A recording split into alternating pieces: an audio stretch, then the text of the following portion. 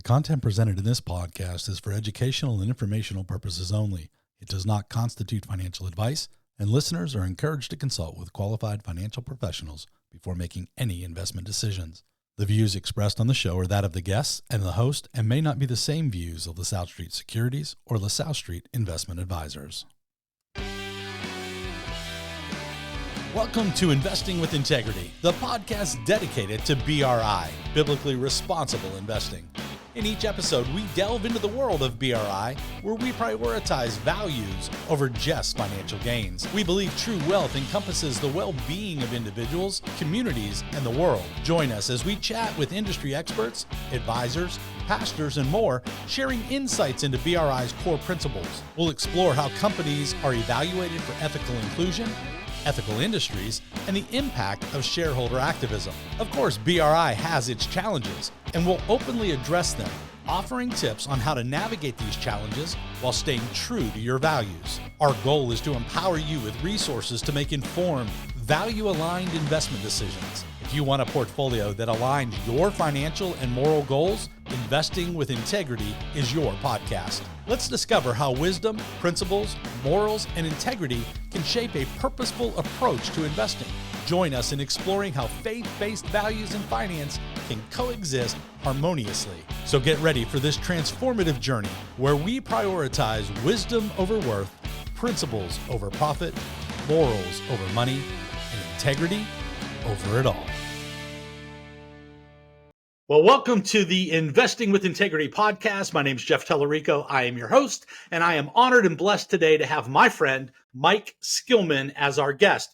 Mike is the CEO of Faith Investor Services, and he's dedicated to working with the best-in-class investment managers to bring faith-based ETF solutions to the market. He was previously the CEO of Cadence Capital Management, where he oversaw all facets of the company and represented the firm externally with the media and investors. Now, throughout Mike's career, he has served in a variety of roles related to investment management. He served as vice president for Pacific Financial Asset Management Corp., and he worked as an analyst with Pacific Mutual Life Insurance Company and was a financial analyst in the aerospace industry with Aerojet General Corporation. He is also a member of the CFA Society of Dallas, and he serves on the executive board at SMU's Cox School of Business. He's also a member of the board of directors of Memorial Healthcare System, which is a nonprofit hospital system in Southern California with over $2 billion in annual revenue.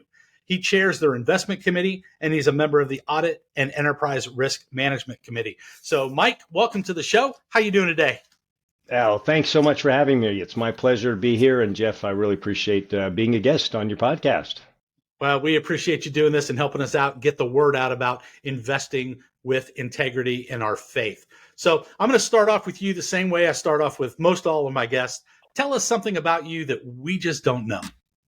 Well, this is a fun story that a lot of people wouldn't guess, at least in my professional life. My friends know this, but I am fortunate to serve at our church, and the capacity I serve in, I think, is what surprises a lot of people from the business world. But I am on our safety and security team. So we have, sadly, in this world, we need to have an organized security presence and keep our pastors and our guests safe at church. So I am pretty much every Sunday, I am there and part of that team and keeping our congregation safe. So, hunting and firearm sports have always been sort of a passion of mine recreationally, but I can blend that with faith and do something that makes a difference as well. So again, I think that surprises a few folks that in the workplace. That's pretty awesome, because you're right. I didn't know that about you, but I'm glad your friends do. Yeah. So in your introduction, I was pretty brief in your history and what you've done in the financial services industry. Why don't you just highlight a little bit more of some of the things that you've done and some of the companies you've been with? Yeah, I felt really old when you mentioned all those places I'd worked. I like to say I started in the aerospace industry as a financial trainee and learned very quickly that a financial person in an engineering company is probably not going to be happy for the long run. And I was fortunate to join an insurance company. It used to be called Pacific Mutual, now goes by Pacific Life in Southern California, and as an analyst. And that was really my entree to the money management world. A lot of people No, but many don't remember that PIMCO started out as, Hmm. three internal bond analysts at the insurance company, and were successful by the late '80s when I was joining the insurance company. And senior management thought, hey, maybe if we've done pretty well with this bond firm, we can replicate our success by seeding several equity-oriented investment firms. And so that was the genesis of the building out the investment capabilities of Pacific Life. And I was fortunate to move into that enterprise relatively quickly. And so Cadence Capital, you mentioned in my background, was one of those firms. Now the challenge for me is Cadence was started in Boston, and I was living in California, so I had to move my wife and at that time 5-year-old, 3-year-old, and 7-month-old daughters to Boston, where we lived for 20 years. So talk about a big cultural shift. But I was very blessed to be in that firm for many years, and raised our family in the Boston area. Our focus at Cadence, first of all, secular investment firm. I spent, the bulk of my career in the secular investment management side, and we were catering to large institutions, predominantly large corporate pension funds. Yes, some public pension funds, some labor unions, foundations, and endowments, but that really was our bread and butter, was the institutional investment management business. And So, go ahead. no, go ahead. No, go ahead. Finish Well, I up. was going to say one little thing worth mentioning is that we had managed mutual funds as part of that for years, and in the later years, as ETFs took off, we thought that there was real applicability to several of our more quantitative strategies to deliver them within the ETF wrapper, and so that was my beginning of my experience having to build out an ETF platform, board of trustees, everything soup to nuts from scratch, while we were at Cadence and part of Pacific Life. Awesome. Glad you did that, because it brought you to where you are today. And that Man. brings up my next question. Tell us how the transition's been from doing what you do in the secular world to bringing it into your faith and doing it through a faith-based investment firm. It's well, first of all, it's been a great transition, and so often we all talk about, we go to church Sunday and then we have to go in the real world, and there seems to be this segmentation from life versus our biblical life, and as you and I know, there really shouldn't be. It's all life is meant to honor God, and to be able to do that openly in the work setting and do something that is impactful to help investors align their portfolios has been extremely rewarding. We've been doing this now for about 2.5 years. We started the company, so it's just been great to take that institutional investment expertise and bring it now to the broader world in a biblical sense. And I think that's one of my passions is, and I know that others in the space feel the same way, is that faith-based investing, has many interpretations depending on who you're talking to. And I think there's this historical perception that it wasn't necessarily the realm of professional investors, performance seeking. It was an either or, and I like to say it's an and. You can have your faith and your performance. So it's so far it's been just extremely rewarding to bring that experience to the space. Yeah, I'm glad you brought that up, because it's very interesting to see all the data that has been done from so many of the companies showing that a screened portfolio, one that is screened for biblical principles, if you will, or a faith-based principle, whichever it may be, the performance numbers are identical to that of an unscreened performance. And Yeah. that, to me, is someone who only does biblically responsible investing and faith screening. It's amazing, because my clients have not faltered one bit, and I really enjoy being able to do that. So that's something cool. I'm glad you're part of this organization now, Mike, and you've come to the light side, not the dark side any longer, That's right. of the secular Yes. space. Yes, and So it's really refreshing to be open about your faith in a business setting. I'll remember the first Kingdom Advisors conference 2 years ago I went to was just so inspiring. First of all, you remember we're just coming out of COVID, so to be around 2,000 people, period, was great. That probably spoke fear for some, but I think for those of us there, that was we just got so much energy from that. But to have a combination of financial topics and praise music, I mean, just that was just mind blowing to me, and it was again this last year. It's really incredible. it was, and Mike, you and I actually met in person. We've been at the same Kingdom Advisors conference, but like you Yeah. said, there's 2,000 plus people, and we did not meet at those. But just recently, we had the National Association of Christian Financial Consultants, and that conference was a lot more intimate. There was just a Yes. handful of us there, And that's where we were able to touch base and meet. And I got to know you a little bit better. You met my wife. And that's something that I think is really cool. We've got a lot of things in common, bringing faith to the workplace.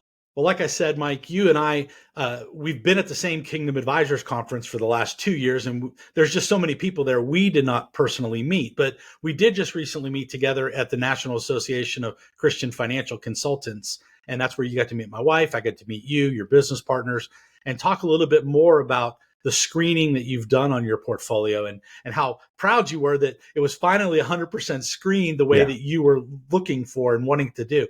So when that happened and they came and says, hey, you're 100% clean now, how did you guys feel about that? It felt like a graduation ceremony, like you've arrived at some level. And, it's something that we've been endeavoring to do with the fund that we manage. The ticker symbol's PRAY. So it's the FIS Christian Stock Fund. Evaluator has been the source of screening since the inception. But, like any tool, using it, there were some interpretation differences about how long perhaps a company had not been engaging in certain behaviors that was different than evaluator. And so we've just, taken time and to really give credit to the evaluator folks to engage with us and explain the positioning, how the data was gathered so that we could finally, bring the portfolio into full alignment. So yes, it was great that it coincided with being there at that conference with so many like-minded BRI folks. That's great. So I want to go back to this podcast and what it means for me to be able to do this and just get the word out, because I think more people would invest their morals, their values, their ethics if they knew that they could. So our tagline at this podcast is wisdom over worth, principles over profit, morals over money, and integrity over it all. So when you hear that, how does that line up with what you guys are doing at FIS? Well, perfectly. I'd like to think if I had to put a single word on it, but first of all, I love the tagline, and I really think one of the core scriptures, what we're all trying to do, Matthew 16:26, for what profit is it to a man who gains the world and loses his soul? So how we earn our money, how we invest our money, and the gains we make on that matters to God. And I think that as a concept when it comes to investing that just a lot of people haven't been as exposed to. So I think part of what you're doing and part of what we're doing is education. And then the practical side of it that you alluded to a moment ago, there just haven't been the options to allow people to practically invest that way. And so, going back to what we both said just a few moments back, we are fiduciaries. We need to help clients meet their financial goals, whether that's retirement, whatever their goals may be. So again, it's performance, but in a faithful manner. So we want to meet both of those goals. And that was really the opportunity we saw to start Faith Investor Services. There just wasn't enough out there in terms of different faith-based options. And we knew that there were faith-based investment managers who would love to bring an exchange traded fund to market that would allow more clients to invest. They just didn't either have the background, they didn't have the patience or the desire to kind of get into what it takes to offer that type of a 40 Act fund. And so that's really the breach that we're stepping into. Actively managed portfolios, there's other that focus more on passive. So we think we've differentiated ourselves a bit. So when you guys are doing research on the companies that you want in your portfolios, there are some times that a really good company's doing everything right except maybe one or two things. Yeah. And that brings up that topic of shareholder activism and what do we do with that? So yes, even in today's world, with our screens, with all the different things that we can use to clean portfolios, I think there's still a place for a level of shareholder activism, and do you guys partake in that as well? How does FIS differentiate themselves in that way? Yes. So, we have two funds. One is managed by the Knights of Columbus in accordance with the Catholic teaching, the US, which is determined by the U.S. Council of Catholic Bishops. So the Knights of Columbus are very active in their engagement. PRAY is managed by Capital Insight Partners, and they engage with management as well through writing letters, talking to investor relations departments. Most companies, you're not going to talk directly to the chief financial officer. If, that's just the way things work. I think there's a real opportunity, though, to bind together the different firms in the faith-based arena to have a louder voice, because collectively we're going to be much stronger when it comes to shareholder engagement. We can vote our proxies, we can make individual calls, but I think that's really an opportunity for us to band together. I was recently, you and I talked about, in Boston. Robin John from Eventide was gracious to host a handful of us leaders of the different faith-based management firms in Boston, and that's a group that is committed to, my words, expanding the pie. We're not we're just trying to create a broader network of options for folks, and I think that's an area we can all work together. We have common interests. We may have different investment strategies. We may even have some different interpretations of how biblical wisdom ends up in the portfolio, but I think we all can band together for shareholder engagement and have a much louder voice. And just one quick comment on that. What you find from a lot of companies is and I don't know if you've reached out to firms yourself, but the investor relations person is, in many cases, is a believer, and they say, thank you for reaching out. Yeah. We hear from the other side so much, and therefore that's got to be reflected in our annual meetings and in our policies. But when we hear from folks like yourselves, we love that. So I think that's, we think we're small, we're not going to be heard, but there are many companies out there that are just waiting for us to reach out. So sorry, didn't mean to interrupt you. You're fine. I love to hear your take on these things, because I'm sure the audience really wants to know that too. So many people just sit back and think that, well, I'm only one. What's it going to matter if I do something?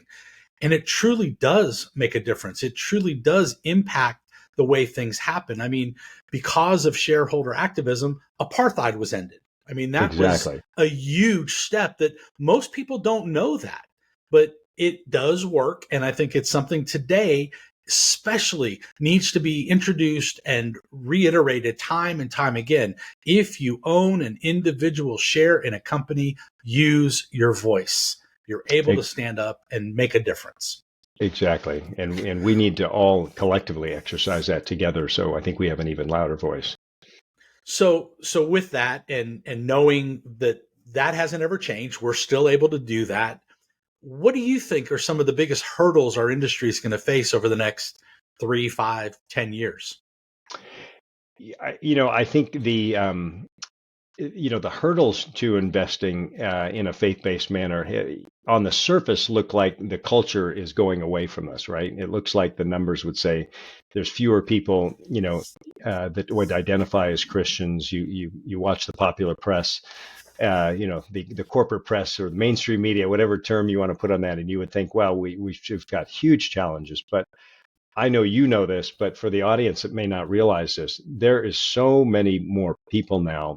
The movement is actually growing. I think we've got a tailwind actually versus hurdles to faith-based investing. Sadly, it's taken companies like Disney, it's taken an InBev and what happened with the Bud Light fiasco to really wake up a lot of people to say, given the growth of passive investing, a lot of people hold the S&P 500 index fund, and they now are smart enough and have the information, more importantly, have the information at their fingertips because of what's available online to say, there's a lot of companies in this portfolio that are doing things I don't agree with. What can I do about that? And so it's folks like us, folks like you sitting with your clients, educating on what's possible. But you're probably seeing clients coming to you and saying, hey, Jeff, help me figure this out. I don't want to own things in my portfolio that don't align. And I know that you are committed across your practice to BRI, so there may not be as many of those folks as maybe a more secular advisor that has some Christian clients. But I think we've got more tailwinds than headwinds, honestly, and I think that's really going to help us get the word out. What I find very interesting about focusing my morals, my ethics, and focusing on this BRI trend that we are in, is even the clients that don't align with me spiritually, they trust the guidance because they've all heard of the Bible. They understand the Bible. And it's not that they're against it. They just don't want to follow someone like I do with following Christ and believing what I believe in faith. But they trust what we do because they know that the Bible's right. And that's something that they wrestle with, and that's fine. I mean, I love them just like I should. I treat them with the same Right. dignity and respect. And I even have, friends at secular mutual fund companies that I've built relationships with over the years that truly understand why I do what I do, and I can't use their product. And I know that they've gone back time and time again to money managers going, hey, can we look at creating a fund that does something like this? Because they know that this movement's here to stay. I truly believe that, Mike. And I I commend you guys for doing what you're doing and honoring our God, because that's what we're supposed to be doing. So, This is a bit, this is related, but I really, I look at what happened in Virginia and what happened with the uprising, if you want to call it that, of parents against what was happening largely in the schools, which elected Glenn Youngkin. I'm not here to make political commentary, but I think what was important about that, because underlying that are biblical principles, or things that were going to schools that were against biblical principles, if you want to word it that way. But I think it showed that it doesn't matter what letter is after your name from a political standpoint, that if you hold traditional family values dear, which you and I know are biblical principles, that there is a populist support for that is much bigger than you would realize if you're just, again, watching the network news or reading some of the particularly East Coast based national newspapers. Well, I won't name any names. well, and you're right. I mean, Yeah. we've got to turn off the news. We Yeah. we have been indoctrinated with one story and one story only. And what we need to do for our clients is show them what truth is. And some of them believe everything that is written or put on the news, and there's more to life than that. And I think it takes someone like you and your firm, someone like me, and the many others that are doing this type of investing to just show truth. And as we share the truth, I think tides change. You said it a minute ago. It's a tailwind. It's not something that we're going to be going up against. It's the momentum that we're going to be having for the future. And that's why I truly believe that this is not just a fad. It's been around for 30 years, and it's gaining more and more traction. More and more companies are coming to the party, if you will, realizing that, hey, the masses want this. We need to figure out a way to provide it. And I think that's a Absolutely. good thing all the way across the Absolutely. board. You So, said something that really touched on me too. This is really important to my philosophy about what we're doing is, Jesus came full of grace and truth, and it's 100% grace and it's 100% truth. And I think sometimes as Christians, there's a lot of us who have talked about the truth, but they've lacked a lot of grace, and the love that's supposed to be underlying what we do has been lost, and that's turned people off. And I think that's sad, because we've turned people away who otherwise, as you pointed out, would be interested. So we've got to have both the truth, but also the grace. It can't be all about grace and you do you, and I'm okay, you're okay either, right? We can't lose that truth, but I think it's important that we have both in this conversation, because clearly some of the principles around abortion and traditional family values can be a lightning rod, and we love all of our brothers and sisters, so we got to get that absolutely. message across in a way that that gets across both elements of that.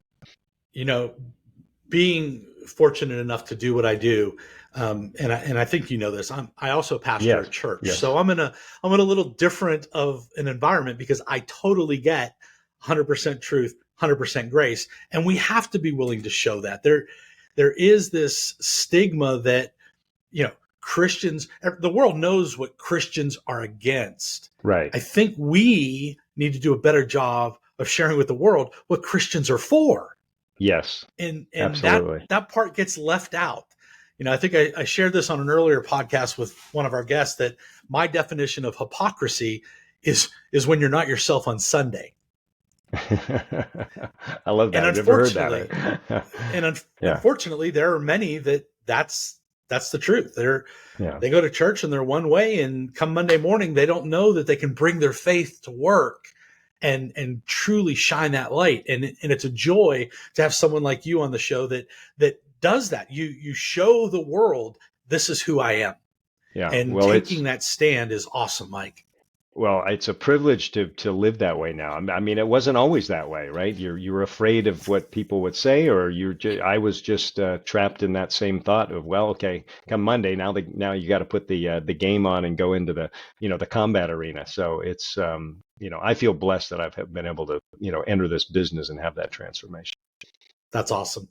So I'm going to ask you the same thing I ask all my other guests too. If there was somebody, dead or alive, that you could just sit down and have coffee with, who is it? What would you talk about and why?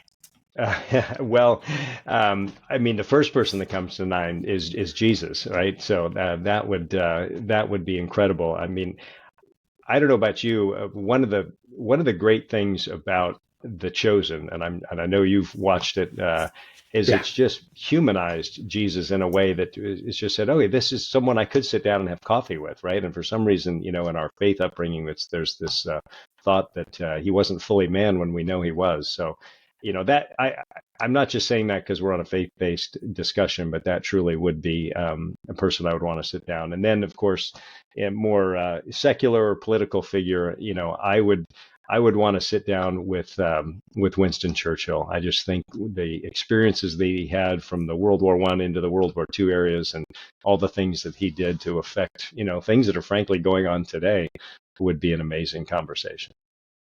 I think that sometimes we forget these true historical figures and what they did and what they stood for. And we either don't teach them, we don't talk about them, we ignore what they shared. Yeah. And that's a downfall, because I think that history is a beautiful thing. History has proven time and time again to repeat itself, much like the stock market does. It has its ups, it has its downs. It doesn't go back to zero. And if it did, well, then we're all in the same boat anyway. But we need to be willing to accept those truths and just go on with life, loving, caring for each other, and just being there to answer questions when people have them. So Winston Churchill's a great choice. I think he was one of those guys that did a lot that we don't even think about today. So Yeah. that's a great choice. So what Mike, what didn't I ask you that you want to talk about? Um, we really covered a lot of the subjects. Especially the performance over faith, because I think that's one that I think when you going back to something you said about challenges. So maybe it's not the way you didn't ask, but just to expand on it, I think that's our biggest challenge is communicating that this isn't about a choice of. I always joke there's a marketing campaign in there. It's a case for and right performance and faith, right? And So and the power of and or something like that. I guess if I was a better marketing person, I come up with an ad slogan. But I think that is that education and then we have to execute on it. And it's over rolling 3 and 5 year periods, right? It's not every quarter. We right. worked with they happen to be mostly Catholic, I think, institutionally, whether it's hospitals, dioceses, in my old world at Cadence. And the way you track performance is, you put all of your accounts together and come up with a single representative number. The term for that's a composite. Well, we kept our faith-based accounts in our quote composite because we knew over those rolling 3 and 5 year they were the same. So I think that's just you already asked about it, but I just want to emphasize it. I guess that I think that's really our message, and we need to demonstrate it, but that investors can have both. So what other ways, what other areas do you think we could educate? I mean, I know hopefully this podcast is one of them. What else should we be doing? Not as just individual advisors, but faith-based firms. What other things can we do to get the word out that it's okay to invest your morals and your values? I think one of the areas that we collectively can start doing at a much more grassroots roots level is in our church community. I think all of us struggle sometimes. We don't want to talk about in our church community because it appears we have a conflict of interest, right? Oh, he just wants to, or she just wants Yeah. to sell us something, right? So, I don't know. We talked about that at the NACFC conference. So I think, but that's the place that we engage with so many people at the grassroots that can benefit from that. So I think that's one area that we need to have, more curriculum and more discussion around at the church level, at the hand-to-hand combat, if you will, of every individual. Podcasts like this are going to be important. There can be national ads on TV by some firms that can afford that. It would be great, but I think what it's going to come down to, person-to-person conversations. It's interesting that you have your church family that you get to deal with. How many of them know what you do and know the reason that you do it? Well, I hopefully a lot because I'm not afraid to talk about it. So, and again, I always joke like I'm not trying to sell a product, but it's really been rewarding the reception that people have given me, and just like, wow, that's really cool. If I had to pick one response that people have, is that's amazing. I didn't know that was out there. I didn't know that was a thing, and we're fortunate. The ticker symbol we have for one of our funds is pray, and we talked about that earlier. That catches people's attention. So we tried to put everything on our website and education. And I've had a lot of friends who just don't really think much about finances. They're just in different lines of work. That's not their passion, that have gone and examined it. So yeah, I'm hoping that we all have those kind of impacts with our friends, family, and clients. What would you say to the pastor that doesn't want to buy in on this type of investing?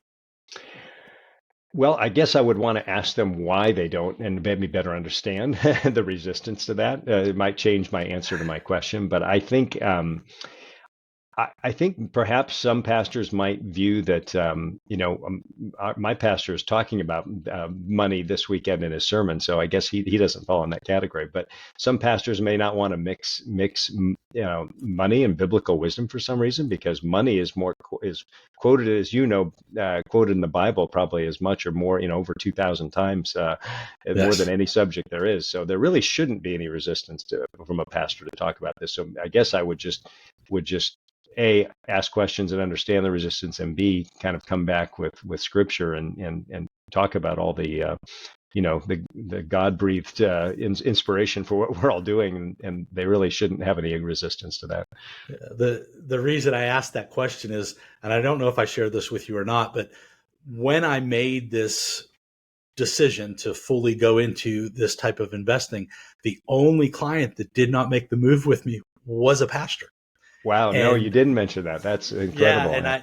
and I really was at a loss, because I thought of all people Yeah. that he would understand that. And it was interesting that he didn't. Would never give me a real reason as to why, but that's okay. But I was so taken aback. I'd called a gentleman at one of the other ETF firms that we do business with, and asked him, "Have you ever dealt with this? Have you ever run into this?" And it was funny because he started laughing, and he goes, "Amazingly, yes. When they had first opened their firm and started doing this type of investing with their ETFs, he had several pastors that just couldn't grasp that you can leave the secular world and invest the way God would and still have the returns." So I thought that was pretty cool. That I hadn't heard that. So that's I guess we have our work cut out for us. We do. And again, it's all about communication. And that's what I hope the likes of doing this podcast and the many others that are out there, and the books that have been written, that if we're able to just convey this message that stewardship is important, Yes. generosity is important, and Yes. those are things we haven't even touched on yet today. Exactly. So, let's talk for just a minute on the stewardship side and the generosity side. How does that play into what you guys do as a firm? Well, I think it just the mindset really, it's it's the foundation for what we're all doing, is the biblical stewardship, the concept that it truly does all belong to God. And when you have that mindset shift, then every interaction you have with your money, time, talent, and treasure, all of it belongs to God. We can stewardship with all of those attributes. It really just changes the mindset. So I think it's really having that discussion, that education process, and that the gifts of giving and the benefits that come back from being a faithful giver are just tremendous. And there's so many good organizations like NCF that facilitate that, and others that I think these are all parts of really the same play that we're in. But I think underpinning it all is that concept of stewardship, for sure. That's awesome, because Yeah. I totally agree with you. I have learned a long time ago, you can't outgive God. Yeah. It It's all belongs to impossible. Him. Yeah. He only asks for a small percentage of us, or of it, to give back to Him. Yet you can't outgive Him. He continually blesses to those that are giving with the right heart. Now, remember, you can't give to get. You Right. give because it's Yeah. the right thing to do. So that's awesome. Mike, I appreciate you taking the time today to be with us and to explain a little bit more about FIS and what you guys are doing over there. Keep up the great work. And I'm sure I'll see you again at the next Kingdom Advisors Conference, hopefully, if not before. So we really appreciate you being on the show. Thanks again for taking the time, and we look forward to seeing you again. Well, I appreciate you, brother. Thank you so much. It's been a privilege, and I just am blessed to have gotten to know you. So thanks for the good work you're doing here. Thanks, Mike. Okay.